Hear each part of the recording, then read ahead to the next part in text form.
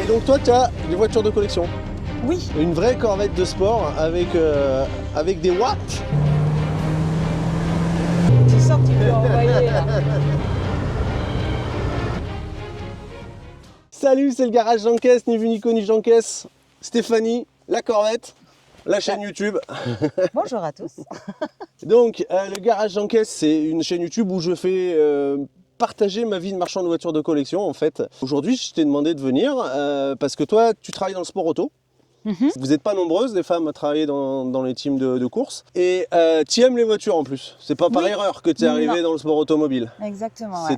C'est une passion donc. C'est une passion qui est venue de mon papa. D'accord. Mon papa. Je pourrais presque dire que j'ai été conçue, je crois, dans une Morgane, mais spécialement dans les anglaises. On ne veut pas forcément. Ça va.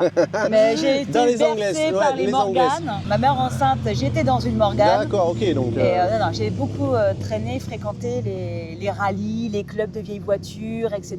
Donc on était beaucoup dans l'élégance, les choses comme ça, la restauration des vieilles voitures anciennes. D'accord, ça t'est resté l'élégance en fait. Oh, c'est gentil, ça je prends ça. Bon point. Merci. Coquinou. Et après, par contre, j'ai voulu quitter ce chemin d'élégance pour aller plus loin des capacités des voitures. Et c'est pour ça que je me suis embarquée dans la compétition automobile. D'accord. Dès que j'ai eu le bac, je suis partie Le Mans, les 24 heures du Mans, direction le sport auto. Savoir qu'est-ce qu'il y a. Parce qu'elles sont bien belles, elles sont jolies, mais elles ont une âme. Et qu'est-ce qu'elles donnent. Comment ça s'exprime quoi. Exactement. Et alors du coup, Le Mans, tu as fait combien de fois dans les teams? Je suis arrivée en 2007 chez Luc Alphon Aventure et j'en ai loupé aucun. D'accord. Donc on va pas compter, ça fait mal. Ça fait ouais, non, ça fait mal. Ça fait 18. Ouais, ça fait bien. mal. Ça pique. Non, c'est rien du tout. Ouais, mais j'en ai loupé aucun. D'accord. Ouais. Et toujours dans les teams? Toujours dans les teams. Non, il y a eu 2 ans où j'ai fait pour E-Event, j'étais régisseuse du paddock. D'accord. Où je montais des structures temporaires pour. Donc j'ai fait. Voilà, je suis assez curieuse de nature. J'aime bien vadrouiller un peu dans les différents endroits, mais toujours dans le milieu du sport auto. D'accord. Ce qui permet d'être performant quand tu es dans une écurie. Et après, j'ai fait aussi la moto. Donc j'ai fait pendant 6 ans les 24 heures moto. D'accord. Et le bol? Non, jamais. Boulder ici, non. Le Boulder à l'époque, il était à Manicourt. D'accord. À l'époque. Mais ouais, j'étais technicienne sur la roue avant. Et je faisais les carénages. D'accord. Voilà. Donc en super bike et en super stock. Et du coup, tu fais de la moto aussi? Exactement. D'accord. Voilà. Je roule depuis 10 ans avec ma fidèle compagne qui s'appelle Brigitte, qui est un 800 VFR. Pas de jugement. Et voilà, qui est parfaite, surtout dans un terrain ici. Là, ah mais ici c'est top. Hein. Bah, de toute façon, tu vois bien aujourd'hui le nombre de motos qui passent. Voilà. C'est un truc de fou. C'est un vrai étape terrain de jeu. Ah ouais, là c'est sûr qu'on y est. Et donc toi, tu as des voitures de collection? Oui. Ou ton papa? Mon père a des voitures de collection. Toujours en anglaise? Exactement, toujours en anglaise. On a une Jaguar Type E, la Morgane, la Terre 3. La Terre 3 donc, qu'on a depuis 2 ans. Elle s'appelle Trudy. D'accord, tu donnes des noms à tous les véhicules? Ouais, exactement. Ce sont pas de problème, des belles âmes. on juge pas. Non, non. C'est cela, oui. Du coup, passion du sport auto, passion de la moto, passion de la voiture de collection. On est fait pour s'entendre. Ah, exact. Je pense qu'on a les 3 bons ingrédients. Ouais. Ça, est-ce que tu connais le modèle? Parce que très bien les anglaises, mais du coup les américaines. Pas beaucoup d'histoire, un petit peu. La Corvette, j'ai été amoureuse d'une Corvette qui était de 66. Elle était grise. C'était le fameux coupé. Qu'est-ce que tu sais de la Corvette? Qu'est-ce que tu veux savoir? Pose-moi des questions, je suis là. Ah, avec grand plaisir. J'ai un pour tas de te questions. Répondre. Corvette, pour moi, emblématique des États-Unis. Corvette, c'est la Floride, c'est Miami, c'est la côte. Et c'est surtout le V8 ou la puissance General Motors. Ça c'est bien. Les voitures américaines, tu n'es pas sans savoir que c'est des gros bourrins les Américains et qu'ils font des gros moteurs et qu'ils ne mettaient pas de frein, ils ne mettaient pas spécialement d'attention particulière à avoir un châssis qui tient la route. Sauf les Corvettes à partir de 63 où ils ont commencé en avance sur tout le monde aux États-Unis à mettre 4 roues indépendantes. C'est-à-dire qu'une Corvette de ces années-là, ça tient très bien la route. Bien évidemment, souvent on pense que les américaines, c'est des fers à repasser, que c'est l'enfer. Alors là, malheureusement, 64, on a encore les tambours, mais dès 65, on a 4 freins à disque. C'est une voiture qui tient bien la route et qui freine bien. Dans les années 60, il n'y en a pas tant que ça. On parlait tout à l'heure de la Type E, qui en 61, avec le 3,8 litres, avait un moteur qui marchait bien, mais n'avait pas de frein. Avait une boîte où il fallait avoir l'expérience d'un Massey Ferguson pour changer les vitesses. Et en plus, on avait un look dans ces années-là, dans les américaines, qui est complètement hallucinant, quoi. Donc la Corvette 64, la 2e année de production, V8, 327 cubic inch, ça fait à peu près 5,4 litres et 300 chevaux. Celle-ci à la boîte 4, mécanique, et pas la boîte auto 2 vitesses. Pour un poids de Je sais pas. C'est une voiture amphib, ça doit pas être très lourd, bien que le châssis soit de bonne vieille poutre de rail de chemin de fer. La caisse en elle-même est pas très lourde, par contre le moteur lui est en fonte, donc effectivement assez lourd. 300 chevaux quand même répond super bien, c'est vraiment c'est une auto qui, tu vas le voir, s'emmène bien. Petit point, après c'est les années 60, c'est encore un boîtier de direction, c'est pas une crémaillère. Donc tu peux avoir, toi t'as pas de direction assistée, tu as un volant assez grand, peux un peu avoir cette impression de naviguer sur un bateau, toi, de viser un peu. Là, on a les freins à tambour, donc il faut prévenir un peu les freins avant de freiner. Faut tempoter. Voilà. Et puis là, je vais prendre la caméra et puis on va faire le tour à la main. Tu vas t'asseoir, tu vas me dire ton ressenti de fille. Oui, bah oui. Est-ce que aussi c'est cette Corvette-là qui, on me l'a répété il y a 2 jours quand j'ai parlé de cette voiture, il est possible, c'est la question que je te pose aussi, si tu connais la réponse. J'espère. General Motors, c'était la période où il y a eu sur les astronautes, Ouais, ils ont mis Apollo. Et je crois que pour le retour de ces astronautes suite à leur exploit, General Motors avait donné des Corvettes, et je me demande si c'est pas celle-ci. Marcher sur la Lune, c'est 68 ou 69, donc du coup là, on sera en avance. Parce qu'on est 64. Alors c'est peut-être des modèles qui sont peut-être après 68, ça. C'est plus celle-là, c'est celle d'après. C'est celle d'après. Ouais, alors voilà. Peut-être que ça, c'était synchrone avec le lancement du coup de la série 3 en 68. C'est peut-être ça. Parce que cette caisse-là existait que jusqu'en 67. 67, donc c'est la même période d'année en même temps qu'en Angleterre avec la Type E et ici. Oui, c'est une vraie concurrente de la Type E, je te confirme. Le premier truc qui me marque, je m'attendais à être une boîte automatique et pas manuelle. Ce qui est rare pour une américaine quand même, non? Oui, alors non, il y en avait beaucoup quand même dans ces années-là. Et c'est arrivé plus tard, avec notamment dans les années 70, avec les limitations de vitesse, avec la crise pétrolière. C'est arrivé plus tard où les voitures, c'est devenu du cruising, où ils ont dégonflé les moteurs. Là encore des moteurs de 300 chevaux, dans les années 70, une Corvette ça fait 160 chevaux. Combien? Donc c'est là qu'ils ont mis des boîtes automatiques parce qu'ils cherchaient plus la performance, ils cherchaient à manger des burgers et boire des coca. Une vraie Corvette de sport avec des watts.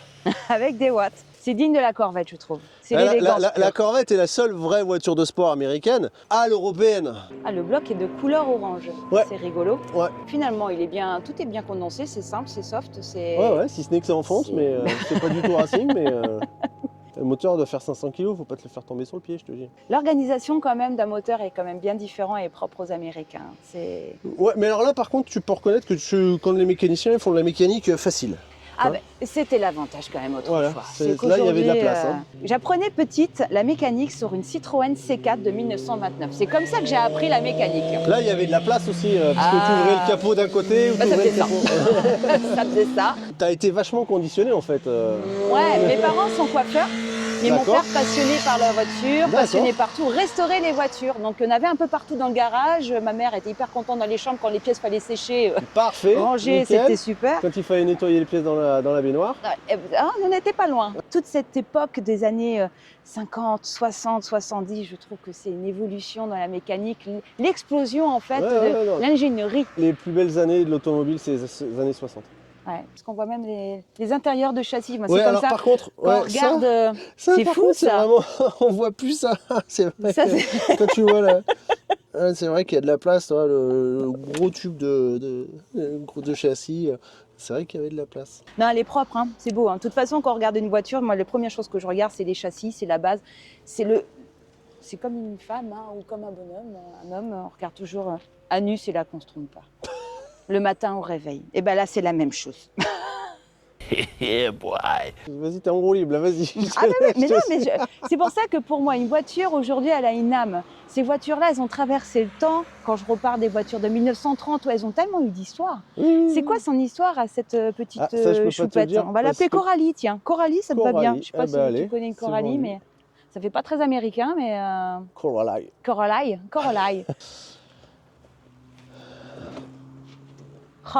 Ah ouais, j'adore. Bon, bah écoute. J'adore. Je retrouve le volant énorme, mais heureusement qu'il est gros, parce que je pense que pour braquer, c'est la galère.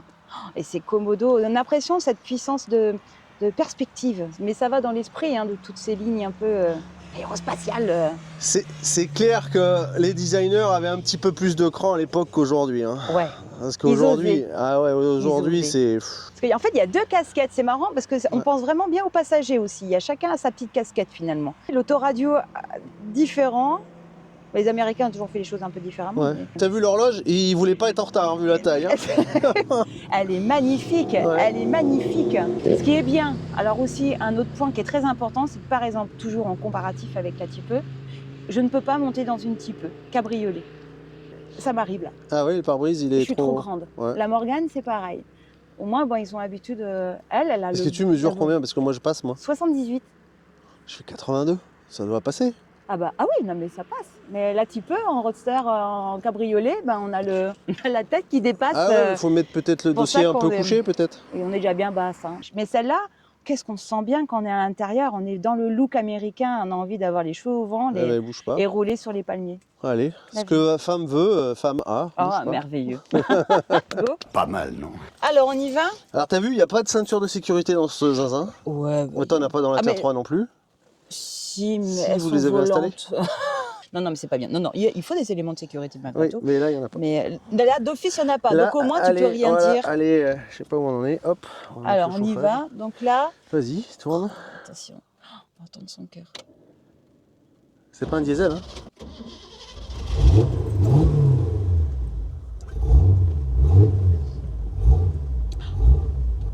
C'est grave. Hein. Ah ouais. C'est l'américain. Ouais. General là, Motors, ça sonne. ça. Hein. Ça va, t'as pas peur? Non. Non.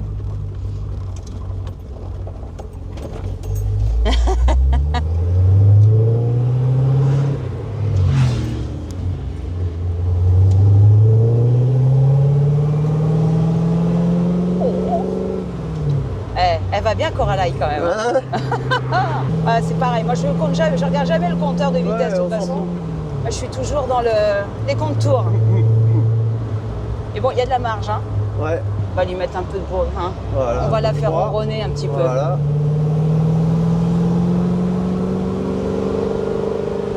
Normalement, tu peux rester en vitesse. Quand elle est bien réglée, une voiture, ça reste en 3. Ça, il y a tellement de couples et les vitesses sont tellement longues que, Ah, là. effectivement. Déjà, elle a une très bonne tenue de route. T'as vu, Elle tire pas. les 4 indépendantes, on pense toujours que c'est Ah, les fer à c'est- repasser, les américaines. Et en fait, les Corvettes, c'est des vraies voitures qui tiennent par terre. C'est vraiment Ah, super c'est agréable. Le volant, tu la places un peu où tu veux, là. C'est pas mal du tout. Ah, c'est pas pour nous quand même. Non, je pense pas. C'est pas pour nous, C'est la bon. Mustang. La Mustang, ouais. Et t'as vu, c'est kiffant, hein, ce ronron, ce glou-glou. C'est très agréable. Mais je crois dans la vie de tout passionné d'automobile.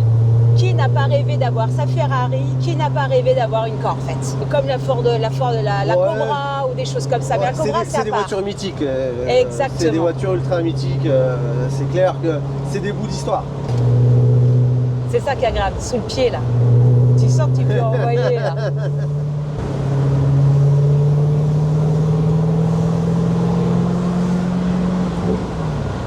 Ah non, je suis déjà en 4, hein. Ah, t'étais en 4? Il n'y en a pas plus, ça s'arrête là. Le son du V8, c'est quand même un truc à part. Hein. Il y a tout qui est beau dans cette voiture. La ligne est belle, le son du moteur est beau. Et je suis épatée parce que je m'attendais pas à ça. Ah, Je m'attendais pas à Ah, ça. bah, Je dis donc. m'attendais à un truc plus. de bourrin. Ouais, un peu bourrin, un peu lourd, Tu peux faire demi-tour là si tu veux. un peu bateau, un peu. Ah, ça, c'est l'image de la voiture américaine. On a toujours l'impression que c'est un gros char et en fait non. Et toi, ça fait plaisir de rencontrer des femmes qui aiment, qui comprennent ce genre d'appareil, ce genre d'outils, la vie avec Bah. ce genre de véhicule. Oui, bah, moi après, c'est vraiment une vie, c'est pour ça que j'en ai fait mon métier. Je vois par exemple notre choupette, la Oreca LMP2.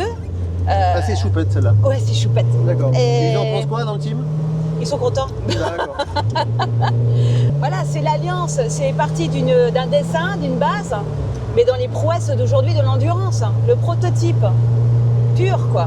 Mais ça revient, voilà, toujours à cette histoire de l'automobile où c'est un ensemble d'humains, de petites mains, d'idées, de passionnés qui évoluent. Qui font marcher la grosse machine. Exactement. C'est ce que j'aime moi, dans le sport automobile, en tout cas, de ce que je connais. Et quand on aime ces voitures-là, bah, c'est la même chose, en fait. C'est l'alliance à l'époque où, comme tu le disais très clairement, on pouvait tout se permettre, il n'y avait pas de limite. Bon, il y a le permis, finalement. Ils ont gardé le permis, ils ont de la chance. Oh là là, encore. Eux, ils ont le permis, nous, on les a pas. On n'a même pas les fafios de la voiture. On est les rats, on est des délinquants. Hein. On est des délinquants, ouais. Dans une Corvette, c'est pas mal, hein. Ouais. Ça fait Bonnie and Clyde. Bah ouais. Oh là, ce bruit-là, elle est hyper maniable. C'est un vrai bonheur, cette voiture. Franchement, merci beaucoup, parce que je découvre, je ne connaissais pas. Bah merci à toi de te prêter au jeu de la chaîne Jean-Caisse, du garage Jean-Caisse. Ah, bah écoute, c'est quand tu veux, hein. Mais c'est une belle découverte. Après, c'est vrai que moi, je préfère faire des vidéos en duo, c'est plus sympa. Sinon, moi, je parle tout seul à la caméra, c'est un peu, toi, c'est... J'entends. Et Mais toi, t'en as pensé quoi de cette voiture? De la Corvette? Ouais. Ah, moi, j'adore. J'adore, parce que bah, déjà, moi, je suis très V8. J'aime bien le V8. Je suis un mec simple, toi. Ouais, t'es V8. Ouais, je suis V8. Ok, t'es monsieur V8. Voilà, donc déjà j'aime le V8, voilà, il a fait nous percuter lui. Regardez pas où il allait. Donc moi je suis très V8 et puis j'aime bien les années 60 parce que je trouve que c'est les plus belles années où ils se sont lâchés, les designers. On voit comme là. Oh. Tiens, bah on va faire la conclusion au volant. Alors, du coup, cette petite fin d'après-midi avec le garage Jean-Caisse. Excellent. Ouais. Excellent. Une belle découverte, cette petite Coralie. Non, j'ai bien aimé. Et c'est super sympa comme ça de pouvoir découvrir des voitures qu'on ne connaît pas, qu'on n'aurait jamais eu. J'aurais jamais eu l'idée. C'est l'idée justement de ce format, c'est de rencontrer une femme qui aime l'automobile et de lui faire sortir Alors toi tu connais déjà les voitures anciennes, donc c'est pas une vraie découverte, les années 60 c'est tes années quoi. Voilà. Mais on a changé de continent. Exactement, et ça me serait pas venu à l'idée en fait. Non, merci beaucoup, c'était vraiment très intéressant de découvrir cette voiture et de la connaître un peu plus, parce que je n'ai jamais eu l'occasion c'est une belle découverte. Parce qu'elle est vraiment magnifique. On peut pas dire qu'elle est un peu moyenne, elle est neuve. Et après, bon, la Corvette Stingray, c'est vraiment une super auto. Je pense que quelqu'un qui veut acheter ce type de véhicule, il tombe amoureux de suite, en fait. Parce que ce soit toute génération, jeune, ancienne, fait rêver cette voiture. Donc, ouais, moi j'achète. Ça m'arrange, elle est à vendre. Elle est à retrouver sur le site garage-jeancaisse.com. Et puis, bah, écoutez, rendez-vous mercredi prochain pour une nouvelle vidéo du garage Jean-Caisse. On ne sait pas ce que ça sera. Mystère. Mystère. Au revoir. Salut. Je reviendrai.